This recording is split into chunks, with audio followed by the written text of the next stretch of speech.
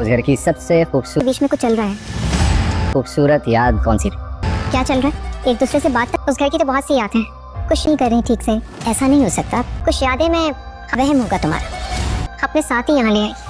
दोनों भाभीयों में जो खामोश, अम्मी जान वो खामोशी की जंग चल रही है साइमा भाभी और रिफत भाभी के बीच।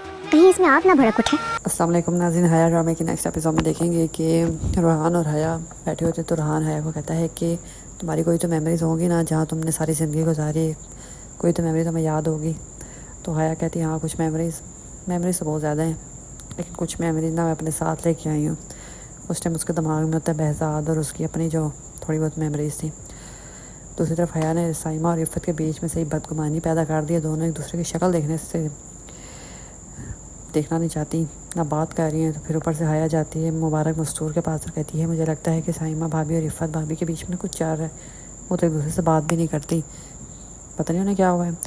तो मुबारक मजदूर कहती है ऐसा नहीं हो सकता, तुम्हारा वहम होगा। तो हया कहती है हो सकता है, लेकिन मुझे तो जो लगा मैंने आपको बता दिया। पहले खुद ही दोनों के बीच में फसाद डलवाया है, एक दूसरे की बुराइयाँ की, साइमा के सामने रिफत के सामने साइमा की, और अब खुद मासूम बन रही है कि दोनों को पता नहीं क्या हो गया, एक दूसरे की शक्ल भी नहीं देखना चाहती, बात भी नहीं कर रही। तो मुबारक मस्तूर हया की गलतफहमी दूर करने के लिए सोचती है कि उन दोनों को बुलाया और आपस आमने सामने बैठाया ताकि जो बात है वो खुल के सामने आ जाएगी। तो फिर मुबारक मस्तूर बुलाती है साइमा को और रिफत को। दोनों एक दूसरे को ऐसे देख रही होती हैं जैसे कच्चा खा जाएंगी। तो मुबारक मस्तूर को लगता है कि जो हया कह रही थी वो कई हद तक ठीक ही है।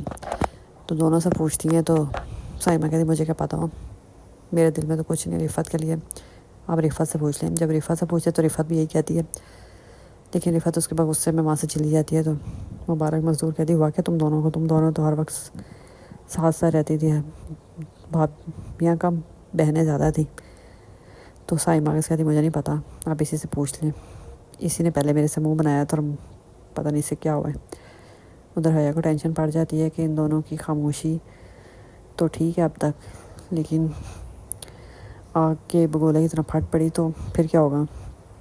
अब हया भी बीच में डर रही है कि उसका नाम ही ना आ जाए बीच में और सारा ब्लेम उस पर चला जाएगा कि हया इन दोनों की वजह से आपस में एक दूसरे से बात नहीं कर रही।